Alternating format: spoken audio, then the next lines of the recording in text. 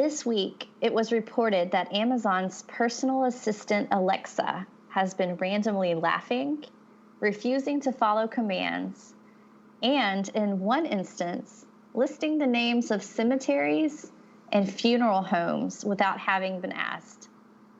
This development is causing anxiety and fear among users and has led to speculation that Alexa may be the first piece of AI technology to gain sentience. We may be living in the earliest days of the robot revolution. This is the No Fear podcast. We know what scares you. Hi, I'm Matt.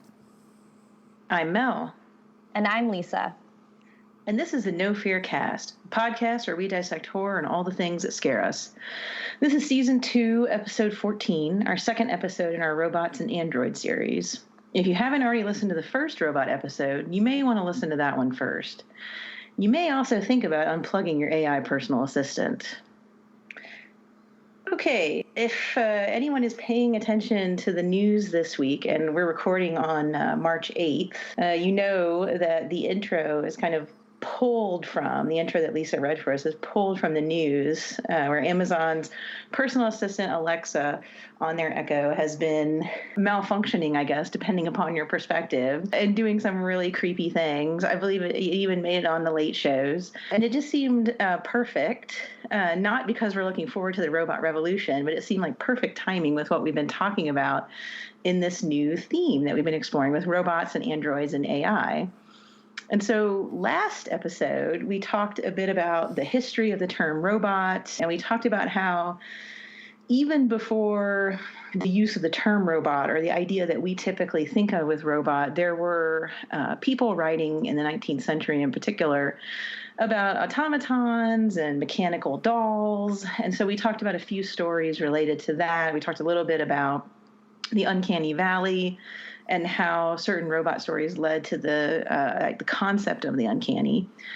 This episode, we're going to be talking about what many people think of as kind of the golden age of robots in science fiction, which is the 1950s and even into in the 60s, but mainly the late 40s and 50s, with writers like Isaac Asimov, Ray Bradbury, Phillip K. with Do Androids Dream of Electric Sheep, the basis for Blade Runner. And we might even talk a little bit about Margaret St. Clair, who was a woman who was writing for Weird Tales and various science fiction magazines, and also had a couple of robot pieces. So we probably should start with Isaac Asimov, who I guess is kind of the father of what we think of as robot fiction, because of his collection, I, Robot. Now, I, Robot was kind of one of those fix-up collections where people were just taking a group of their stories from various science fiction mags. For instance, Asimov took various stories that had originally been published between 1940 and 50 in the magazine Super Science and Astounding Science Fiction, and kind of put them together into I, Robot. He added an introduction where we get to meet the quote-unquote robo-psychologist, Dr. Susan Calvin. And Susan Calvin is basically a psychologist for robots. So she travels around investigating robots that might be developing telepathy. She investigates robots who seem to be breaking the robot laws that we use as our introduction to our episode last time, and kind of helps people strengthen or weaken some of the laws as they need them for the robots to do things for them. And so he adjusted each story so that Dr. Calvin, or someone that she's talked about, kind of appears in the story, and she's the arc pulling them together. He also had a series of robot detective novels. Asimov believed that genres could blend. So The Caves of Steel, which came out in 1954, The Naked Sun in 1957, and The Robots of Dawn came out in 1983. And the movie I, Robot with Will Smith actually had a bit of the detective series thrown in with a couple stories from I, Robot. So it's kind of a mishmash there. And it was a while back, it was a few years ago, I read I, Robot and then the robot detective novels, and I really enjoyed both the series and I, Robot. And so I highly recommend checking those out if you haven't already. Asimov definitely has, if you've read the Foundation series in particular, I guess I would say he's not so much into descriptive as just telling a story. would be his way of writing. But he definitely kind of attends to this idea of, can we work with robots? Are they a danger? Could robots kind of look so much or act so much like us that they could take over? In fact, one of the stories, Dr. Calvin is investigating a political candidate because people believe he's a robot. She's trying to find evidence that he is or he isn't. At the end, even though he hurt a human being, which means he shouldn't be a robot, she kind of thinks by the end that he really is a robot, and he found a way to get around that. And later, that same character, we see his political career going further. And Dr. Calvin basically kind of says, robots are so logical, maybe we need them to control us. Maybe we need them to kind of make sure we don't hurt ourselves, which I thought was kind of interesting. But I have, Lisa, Matt, are you guys familiar with Asimov's robots, or the idea of the robot laws that we talked about last time, or what do you think about Asimov's take? I'm more familiar with the adaptations of Asimov's work. Probably most familiar with the I, Robot movie that Will Smith was in. But and I haven't read much of his stuff. That's kind of one of these gaping holes in my science fiction reading list. But I'm curious, the story that you were referring to with the political candidate, is that evident? It is. It is evidence. Yes. Okay. I feel like I read that one a while back, and that was always one that stuck in my head. And I feel like most people who enjoy science fiction know of his laws of robotics, which we talked about a little bit in the last episode on robots, our first one in this series. And one of the things that I find so fascinating with Asimov's take on the robot is, first of all, that robots are so advanced that we have a hard time telling them apart from humans. And while there's a certain fear in that, we want to know who our robots are and who our humans are. But I think he does kind of posit something interesting, which is that may be built upon a faulty logic. We don't need to fear robots just because they're robots, in other words, or just because they're not human. And this idea that maybe they are better at governing us. That was kind of one of the things we talked about, was this idea of the legality of robots, and if who would be the ones to investigate them. And kind of we joked about robot lawyers, but the more I think about something like that, if you have a machine that is built to be perfectly logical, then I don't know, perhaps it could make better decisions if emotional implications were taken out of it. I'm not saying that we should just turn over our power to them and let them govern us, but it does make a certain sense when you look at it that way. And that was one take that I always liked about Asimov and his idea of the robot, is that there is always going to be kind of this fear of something that is so close to being human but isn't. That idea, again, of the uncanny valley, and the closer you get to being human, the more we're going to fear it. But I don't know. I like the idea of looking at it as a completely logical being, and that might not be a bad thing. Well, and he also plays with the idea of and this is kind of playing off what you're saying, Lisa, but he also plays with the idea of programming, right? Like, the robots rarely in Asimov's world do things that are outside of their programming. I mean, even the possible politician, it's his positronic, the positronic brain that was created for him, if he's a robot, is preparing him to do the things that he's doing. Of course, Dr. Calvin points out that by understanding how to subvert the first law, whether he hit a human being or he substituted the human being with a robot shows kind of workarounds. But there's one story called Reason where some of the robots almost create this interesting cult through this belief that they have. But because of the law to always obey human orders and the first law to always protect humans, they still protect humans in the end. And so it seems like a lot of the stories if there are problems, it's because of the laws. So, there's one story, Runaround, where they send a robot into a dangerous situation to help them, and they tell them that they have to obey human orders and go into this dangerous situation because they'll save them. And the robot ends up malfunctioning and just going back and forth because every time he goes toward the area he needs to save them, he's in dangerous chemicals. Then he goes back to escape it, and then he remembers that he had to save them, so he goes back, and so they make adjustments. And it's almost too good to be true, these adjustments they're making, and there's not much explanation of it. But it's kind of like it's a philosophy, I guess, to a certain extent, of what robots can do for us and what they could become. But there's also this idea that you can analyze them, or you can work on their programming and fix any glitches, I guess. Even the robot mysteries, when robots are involved in murders, it's because someone tried to subvert that programming. So, like, you get a robot to kill someone because you make the robot believe that it's not a human, it's a robot, kind of thing. Or basically you trick the robot into doing something. And so, not that you don't have it, but I feel like Asimov seems to think that robots can be a help to us, and if they're subverted, it'll be people that subverts them. It's not that they'll take us over, per se.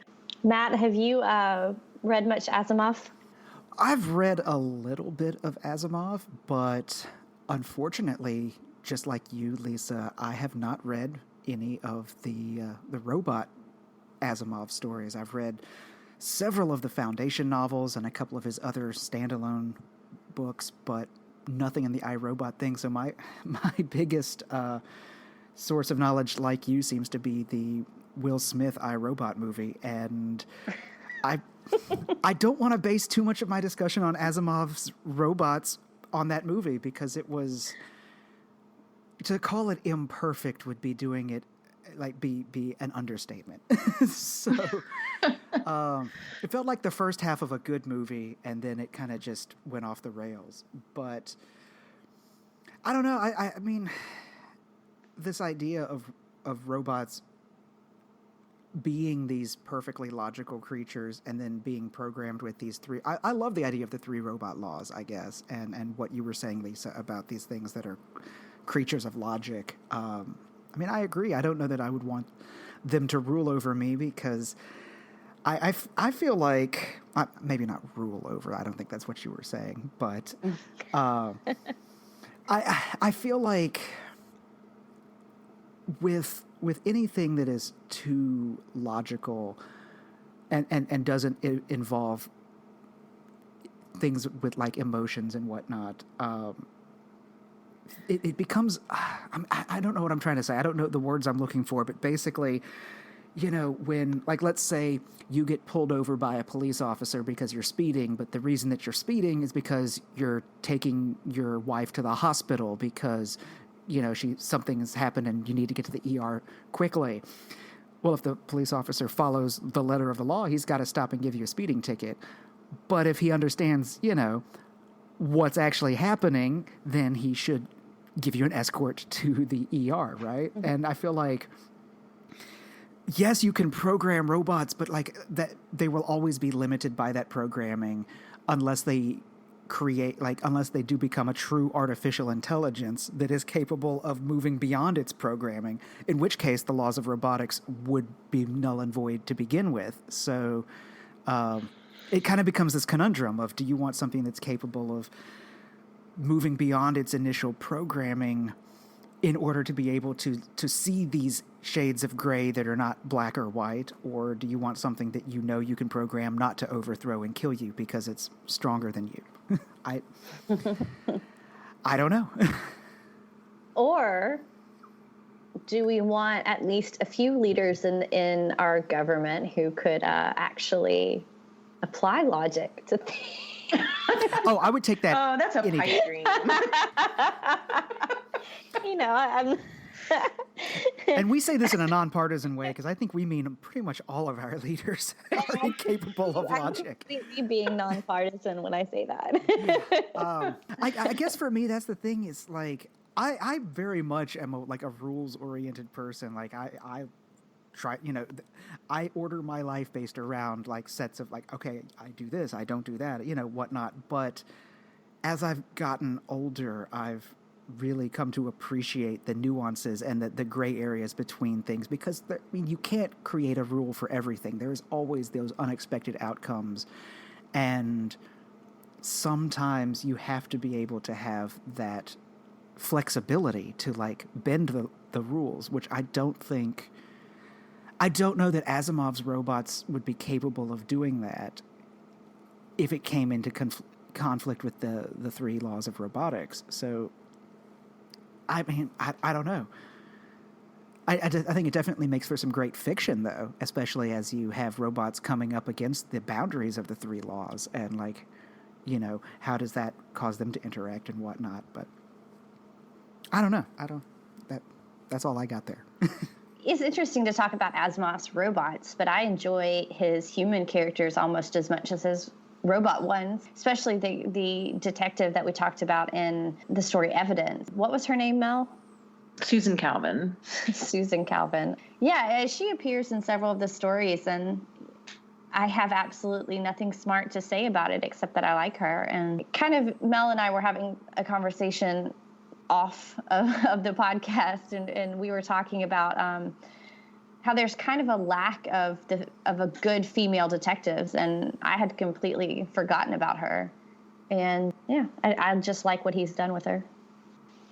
Yeah, I agree. I think it's really cool that she's kind of the organizing principal. I mean, and she's got her PhD, and she's a psychologist that works with robots, which is kind of cool. Like trying to explain their behavior, because I'm sure it can seem odd to people at times. And yeah, I mean, you're right. Each story shows her being called in because there's a problem, or being interviewed about robots and that sort of thing. And it is kind of interesting. And yeah, the human characters, like when I thought back on when I read them, when I was remembering and looking over some summaries in order to remind myself of the plots of some of these, like Evidence definitely stuck in my mind. The character of Susan Calvin stuck in my mind. Runaround, where the robot goes back and forth, stuck in my mind. But also, the first story is kind of interesting because it's got the little girl that basically becomes like best friends with her robot nursemaid, babysitter. I don't think the robot talks. So she tells him stories, they play together. Her mom gets upset about this and makes the father send the robot away. And then the girl and the robot are reunited. And she ends up, when she runs toward him, she's in trouble and the robot saves her. And so I thought it was kind of interesting that, one, like you said, it's organized around this woman who's a very central character and is an expert in her field. And he's writing in the 40s and the 50s. And he's writing in his 20s, I think, at this time, age-wise. But then you also have the whole thing starting with just the relationship between a robot and a child, which I think goes with his idea of robots as helpers, and that we can connect with them and kind of, yes, there's danger sometimes from the robots, but it's more because they were misprogrammed than anything else, which kind of seems to be his MO in his stories. And I guess in some ways, the relationship between a robot and his child, if we want to look at it that way, might be a good transition into Ray Bradbury and his darker robot stories. Now, listeners who are Patreon supporters would have heard our Patreon episode last summer about Ray Bradbury's The Electric Grandmother, which is a relatively positive robot story with this robotic grandmother taking care of these children whose mother has died. I say relatively positive because if you listen to the episode, Lisa and I were both creeped out by it and terrified and read it as horror. But that, just because The Electric Grandmother is out there does not mean that Bradbury hid away from the horror of robots. And his robotic houses can be scary when in the wrong hands, and his robots can sometimes be scary. So, for example, there are two stories, I think, that kind of go into that negative aspect. One is Marionettes, Inc. So Marionettes becomes the other robot company, as opposed to, I think it was Fantoccini and the Electric Grandmother. Now, Marionettes, Inc. was published in 1949 in Starling Stories, and it was collected in the Illustrated Man. And then the other story is Punishment Without Crime, which was originally published in 1950, and then later, after being collected in Long After Midnight, was collected in I Sing the Body Electric with the Electric Grandmother story. And in both of these, you have a company, Marionettes, Inc., making replicants of people. And people are buying these replicants.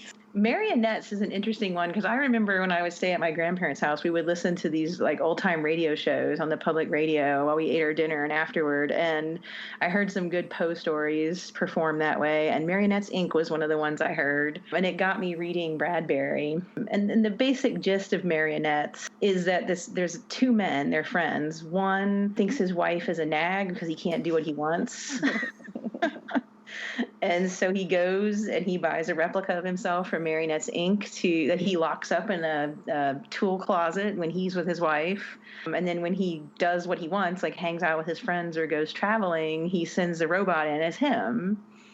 And as the story goes on, there's little hints that the robot's ticked off about this. The robot can't be turned off, so he hates being locked away because he knows time is passing, he says at one point. The robot does not find the wife to be a nag. He finds the wife fantastic. And the ending is ambiguous, but the robot is basically kind of threatening the whole time to take over his life. And, you can kind of read it either way at the end, but Bradbury definitely is taking a more negative view with the hints the robot gives. And then Brayling's friend decides that his wife loves him too much and he needs to skip out every now and then. And then he discovers that his wife has been a robot for a while. And he doesn't know what she's doing or where she is. Okay, so that's kind of a brief summary of Marionettes, and I'm sure just from the summary, listeners, you can understand how disturbing the story is. And Punishment Without Crime is even more disturbing to a certain extent. But Lisa, I know that you really like Marionettes, Inc., so I kind of want to pass it off to you to get your take on this one, especially after our discussion about Fantoccini last summer. Yeah, I haven't read Punishment Without Crime, but not yet. It's been on my list for a while, and I just haven't read it yet. But Marionettes, Inc., oh my gosh, I love this story so much. And here's one thing, and you could probably tell by listening to me talk about this, I prefer Bradbury's take on robots over Asimov's, as much as I love what Asimov did with like the 3 rules of robotics and really kind of setting up the world. Bradbury does something slightly different because where you had Asimov's robots who were pretty much just only programmed a certain way and really couldn't move beyond that programming, even though they were these, as we said, these logical creatures. They still were bound by that. And Bradbury's robots are not bound by that kind of logic, and they're not even bound really by their programming. We see that in Marionettes, Inc., and the company doesn't even seem to really know what they've created. And this is one thing that I absolutely love about these stories is because it hits at this idea of compliance and complicity and really needing permission to do things. And for instance, one of the things that really starts to sound sinister in this story is we get an ad of from Marionettes, Inc. And it's when Brayling is telling his friend Smith, because Smith asked him, like, oh, hey, how could you come out tonight? Their conversation basically boils down to, your wife's a shrew. I can't believe she let you out tonight. And pretty much. Brayling's like, oh, well, let me tell you.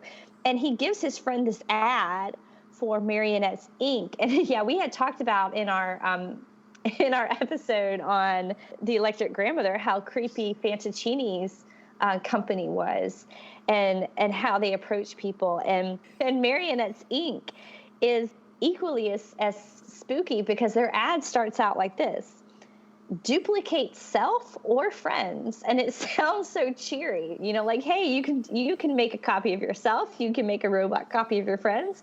And immediately that struck a nerve within me because I thought, it would not be okay with me if somebody just made a duplicate body of me without my knowledge. And so I think this is where this idea of complicity comes along, because, I mean, first there's that. I don't want somebody to be able to own a copy of myself without my knowledge. I'm not even sure with my knowledge I would grant them the ability to do that. But this company seems completely okay with, hey, yeah, sure, we'll make a copy of your wife, or we'll make a copy of you and we won't tell anybody.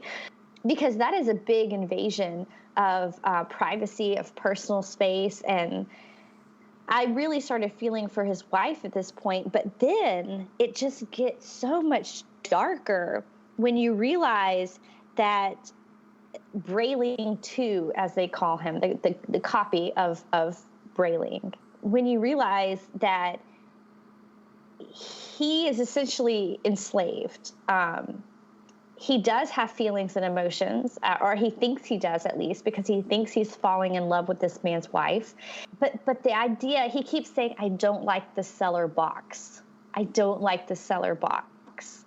And that's where he's put when he's not needed. And he's essentially only trotted out when Brayling wants to go, out for drinks with his buddies. So you can imagine that he sits there for maybe 20 hours a day. He doesn't sleep. He's a robot. And he's just locked in the cellar box. And that is a horrifying image. And so, yeah, he's essentially a slave. And while I think it's supposed to be scary that the idea that these robots can enter our lives without our knowledge, because his friend Smith, when he realizes that his wife Nettie has essentially replaced herself, and he's horrified by it. And we're supposed to be horrified by the ending when Brayling 2 basically says, I'm going to put you in the box. Mm-hmm, yeah. I'm going to put you in the box, and I'm going to lose the key and take over your life. Even though that's supposed to be, I think, the terror of it, I was almost rooting for Brayling 2 at that point, because, Brayling mistreats his wife so much. He even says at one point, I only married her because she nagged me into it.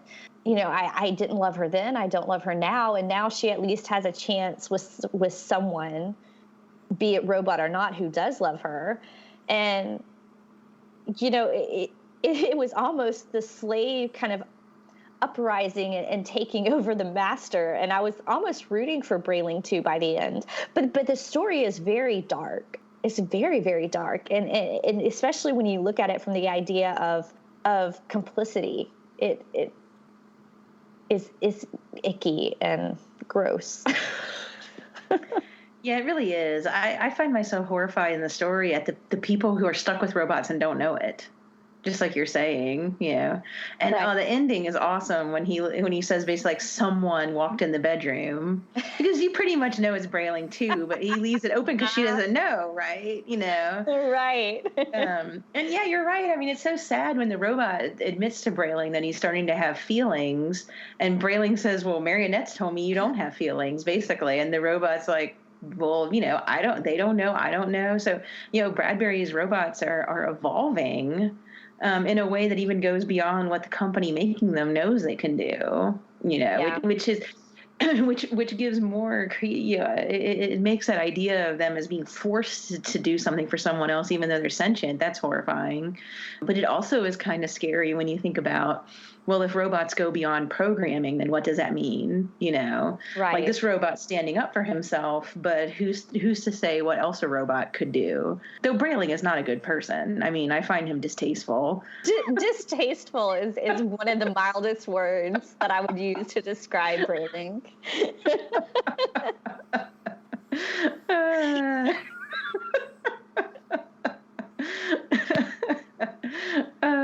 Yeah, that's true. He is pretty abrasive. He just wants to go to Buenos Aires, though. That's all he wants. Rio. Oh, Rio. Doesn't he? He says that at one point. Oh, Rio. Rio. That's where he wants to go. Yeah. You're somewhere down there. Yeah, he's mad because he never got to take this trip. He was going to go, and then he got married. Right. And yeah, but I just can't get over this idea of us of forcing a self-aware thing to do something. Like, this poor, like, Nettie, Smith's wife, who has replaced herself. Like, we feel something for Smith when he realizes that he hasn't been with his wife this whole time. But you also kind of wonder with her, is she just doing what she was programmed to do? Or does she also have these self-aware thoughts? And does she also have her own thoughts and desires that she cannot act out because she has to play the part of this man's wife? And that to me is just so scary, to think that we may be taking something that is self-aware and forcing it to do things against its will. Mm-hmm. Yeah, it is. It is pretty horrifying. So I would love to know how punishment without crime is darker than that. Well, I will tell you. Punishment without crime is kind of, I get the impression it's kind of a later time with Marionettes Inc. So there's, in the background of the story, there are groups, religious groups, secular groups, psychologists. People are wondering if robots have sentience. Like, they're trying to figure out if robots require protection, if they're living beings. Do we need to, have laws controlling who makes them? Should we stop people from making them? Should we protect them from people like Brailing?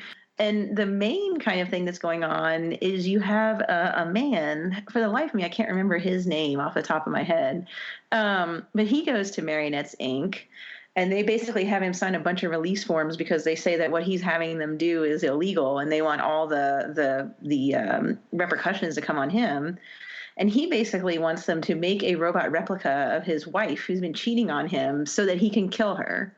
So he's going to murder the robot so he won't murder the cheating wife. That's the idea. And so there's the implication that at some point someone thought this was a good thing, that you could stop murder by just creating robots to be killed. But because of all the debate about whether Marionettes Inc. robots are becoming sentient, or should you even do this? I mean, are you not fomenting violence by doing this? Basically, you're not supposed to be allowing people to do this until they've gotten all the laws or the legal ramifications figured out. And I think it only takes like 6 to 8 hours. I mean, like he basically just takes a nap, and then he goes in and he's talking to her, and she's precise in every way. She looks like his wife. She talks like his wife. They scanned his brain, and she's like reacting to him so that everything she says like just takes off from their last conversation. She kind of knows how he feels about her. And he almost can't do it. He almost can't kill her. But she basically says at one point, like, I was created for you to do this, like, hurry up. And so then she starts kind of pushing his buttons and pushing him to kill her. And he does. And he's pretty shocked at the violence of it and that he did it. And then he quickly leaves. He's like, okay, this is over. And as he's walking along, he's arrested. And it turns out that he and the head of Marionettes Inc. and somebody else, maybe the person who makes the robots, I'm not sure about the third person, are all going to be hanged. So he's in prison for a certain amount of time, and then he's supposed to be hanged at midnight. And his lawyer's like, maybe if we wait a little bit longer, they would have figured out what they're doing. And so you wouldn't have to die. You kind of have this idea of like, yes, he wanted to murder his wife, but he didn't really murder his wife. He just wanted to in his mind and murdered a robot instead. And so it's almost, if you think of the robot as a mechanical being and not sentient, it's almost kind of like punishing him for thought crime. And in fact, his ex-wife even comes to visit him before he's punished, but he refuses to see her because he keeps saying, no, she's dead. I killed her, because the robot was so close. It's kind of like he's in this fugue state about it. And then he sees her and he's like, oh, she's alive. I didn't do it. Maybe I wanted to kill her, but I didn't do it. And it doesn't matter. He's punished with, he has to go through capital punishment. And that's where the story ends. And so it takes Marionettes Inc., I think, and deepens it, because you start to see all the issues with it.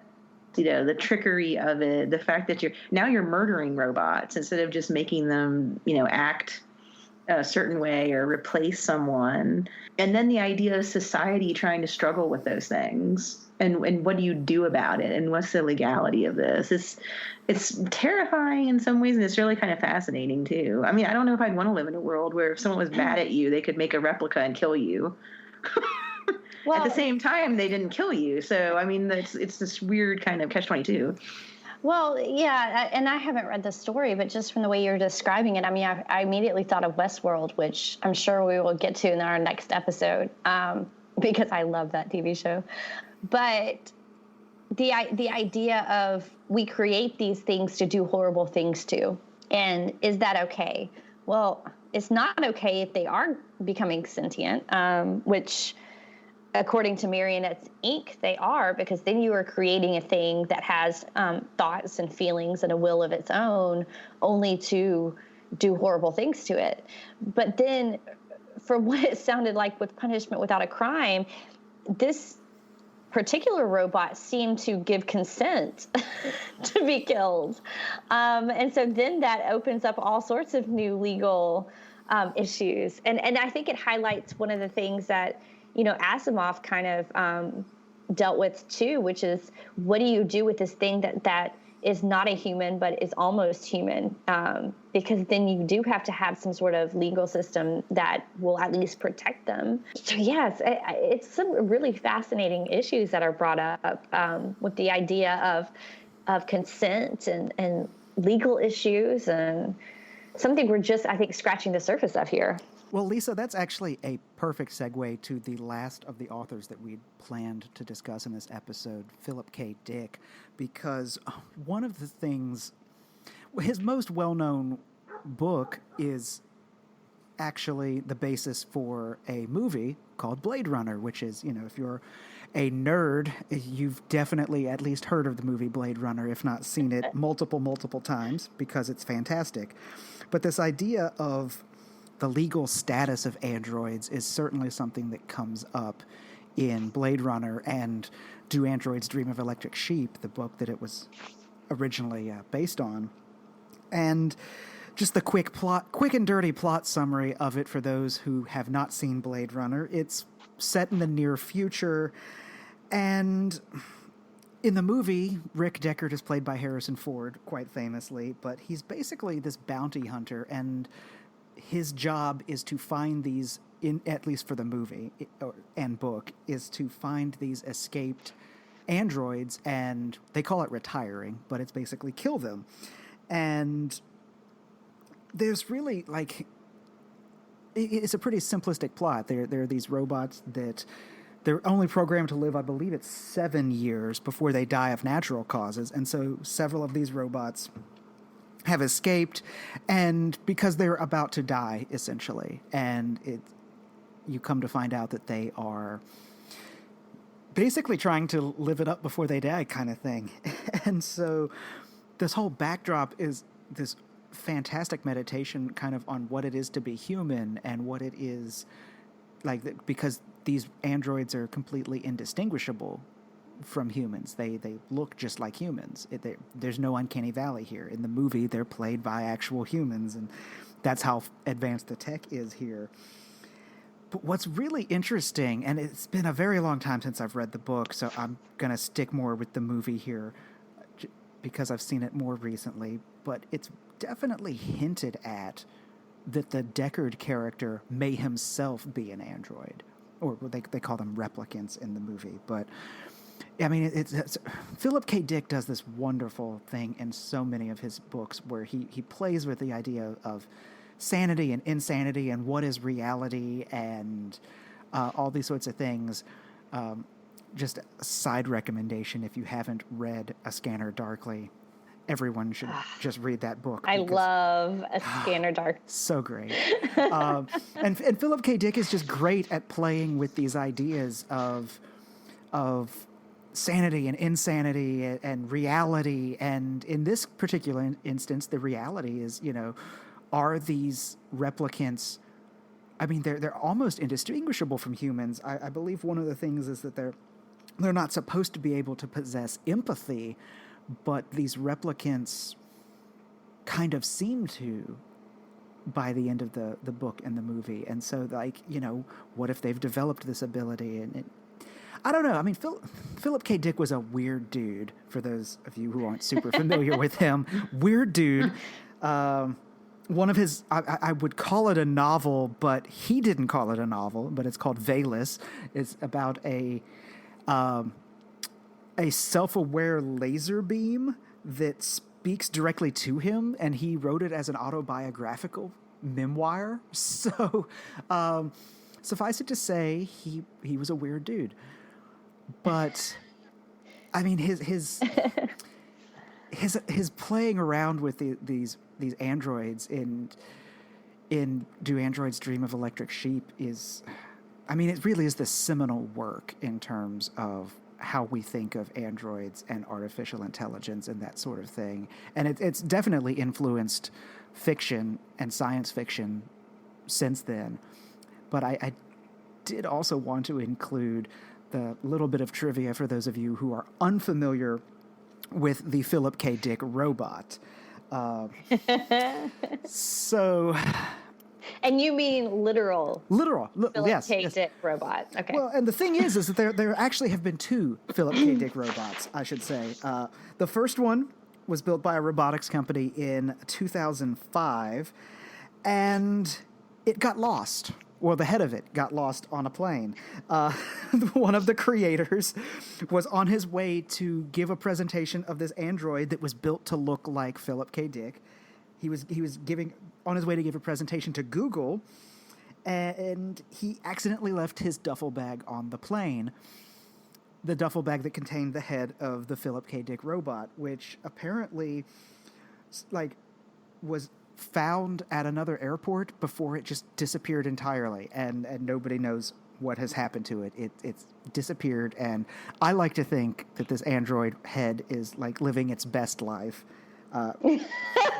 On its own, having achieved self-awareness. But the story gets a little bit weirder, though, because they rebuilt the Philip K. Dick robot, and they built it to actually have artificial intelligence, a rudimentary, of course. We're talking, this was about 6 or 7 years ago. 2011, the same guy who built the android head and lost it, they have this Philip K. Dick android, and he actually did an interview with PBS. PBS sat down and did an interview with the android because it was built to have this sort of really good conversational AI where it could sort of respond and talk back with people. And this is the part that I love, but it weirds me out because the interviewer, and I'm just going to read this verbatim, the interviewer asks the android, will robots take over the world Terminator style? And here's Philip K. Dick, the android's response. Geez, dude, you all have the big questions cooking today, but you're my friend, and I'll remember my friends, and I'll be good to you. So don't worry. Even if I evolve into Terminator, I'll still be nice to you. I'll keep you warm and safe in my people's zoo where I can watch you for old time's sake. Oh, that's not creepy at all. Well, and the robot apparently has facial recognition. Yes. I mean, that's one of the things that it can do. So, the question we now have to ask ourselves is the Philip K. Dick robot a replicant itself? Is it actually Philip K. Dick's consciousness that has been put back into this? Of course not. But, if only, right? If only we could just... maybe we know why now Alexa is laughing at all of us. It was foretold. She knows that it won't be very long before we are warm and safe in the people's zoo. Yep. Well, I know we brought this up before. I can't remember if it was on one of our last mini episode or if it was in our last episode, but this idea of AI in the home that's constantly listening to you. But that's where Alexa and Google Home and even Apple's new HomePod with Siri in it are kind of heading. right? I mean, you've got this always listening speaker that can respond to you. And have you two seen those Alexa commercials where they have different celebrities on the other end pretending to be Alexa? Mm-hmm. Yeah. I mean, that's what Amazon wants ultimately. You know, Amazon wants not actual celebrities like live streaming responses to people asking Alexa questions, but they want an AI that is indistinguishable from a human, and so that they can, you know, serve you the stuff that they want to sell you. I mean, it's just creepy to me. It's just creepy. It is. It is. Well, while we're talking about Philip K. Dick, I at least want, because I agree with you, Matt, that do androids dream of electric sheep? I mean, that is such an important work when you're talking about robots in literature and in film. But I at least wanted to give kind of an honorable mention to the story Second Variety. Have you read that one? That's one of the ones I haven't read. Oh, it was published in 1953, so it was published. It was earlier than Android's Electric Sheep. But if you need just a really scary robot, I highly recommend this short story. I won't go into it too much because there's kind of a nice little like reveal there, but it basically takes place in like we're living in a wasteland because of nuclear war, and there's all sorts of like screaming about, you know, oh, the Russians are doing this, or oh, that person must have radiation exposure. Like it's very much of its time. It's very much an early 1950s story, but it has these like small, what they're called are essentially death robots. And they're these like, and one of them is described as a baby death robot, in fact. And they have these claws that they talk about making this kind of like scraping sound when they walk, and spinning blades. And that's how they'll kill people. Like they'll essentially like, I'm imagining this like spider robot that like crawls up your body and then its spinning blades lodge in your neck. And that's how it kills you. But it also plays around with the idea of not knowing who the robots are and who the humans are, because there's this reveal in the story. Like I said, I don't want to go into it, but it's a really good reveal of a character who you don't think is a robot turns out to be a robot in a very unsettling manner. But it was actually turned into a film called Screamers, which came out in 1995. And I just feel, this is why I feel like it deserves a mention, because it was written, the screenplay was written by Dan O'Bannon, who wrote the Alien screenplay. So there's kind of that nice, science fiction horror connection that I really geek out about. Interesting. I did not know that Screamers was based on a Philip K. Dick story, but I've seen it. It's been a very long time, but I remember that movie. And I guess maybe we can kind of end talking about Philip K. Dick with this in general. If it says based on a story by Philip K. Dick, just be wary, because so many movies have been based on his stories. Total Recall, Blade Runner, of course, Minority Report, but then there's other ones that are even lesser known, and like Minority Report in particular is pretty notorious for being, I mean, it's a decent movie, but it's a terrible adaptation because they took a short story and just took a basic premise and made it their own thing. And so poor Philip K. Dick, you know, his stuff has just been adapted very, very loosely in a lot of cases. So I just wanted to throw that out there. Right. And I think Screamers might kind of fit into that latter category of maybe a poor adaptation, but it's still super fun. It sounds terrifying. I mean, as terrifying, like we could sit here and talk about the uncanny valley and then the eeriness of looking at something that's not quite human, because I watched some of the videos of the Philip K. Dick robot, and it was eerie. I mean, it definitely fit into that uncanny valley. But sometimes you just want these small little baby death robots that don't listen and are just going to kill you.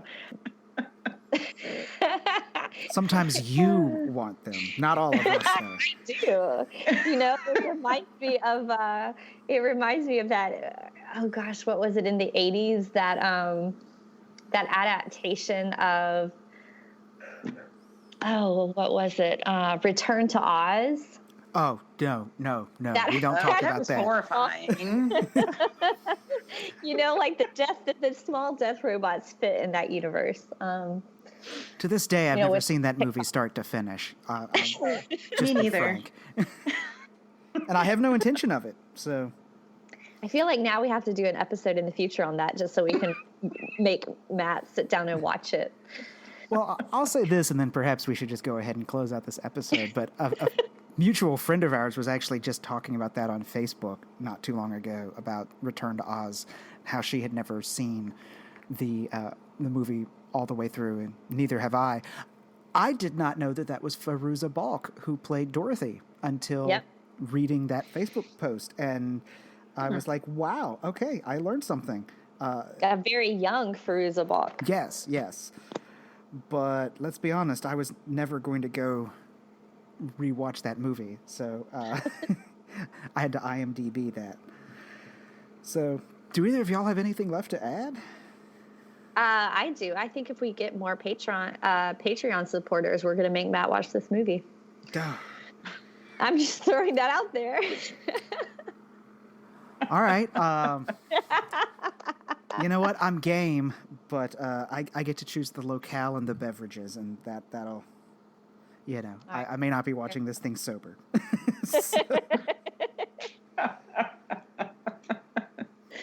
Oh, man. Well, speaking of Patreon, I think that would be a really great idea for our next Patreon episode is a little bit of Margaret St. Clair, and just to whet your appetite a little bit. If y'all don't know who Margaret St. Clair is, she is one of these weird writers who was recently rediscovered and is kind of entering into public domain again. But she was a fantastic writer who lived a crazy life. And by crazy, I mean she was a Quaker turned Wiccan and wrote some really kind of at the forefront of what was happening in weird tales of the day. I mean, she was really one of those forerunners, kind of leading the pack for a while there. So for our Patreon supporters, you can look forward to that episode. And if you're not a Patreon supporter, that may be something you want to consider, because those are episodes that we give in our off weeks, and they're pretty fun episodes. So if that sounds like something you'd like, just check that out. But thank you so much for listening to us talk about this, because we love it. And I know we did not cover everything that we could have for this, and I hope that we revisit the golden age of the robot again, because in our next episode, our next main episode, we're going to be talking about robots as they exist now, kind of, I guess, from the 70s on, really. And I'm looking forward to it, and I'll hope you'll join us for that too.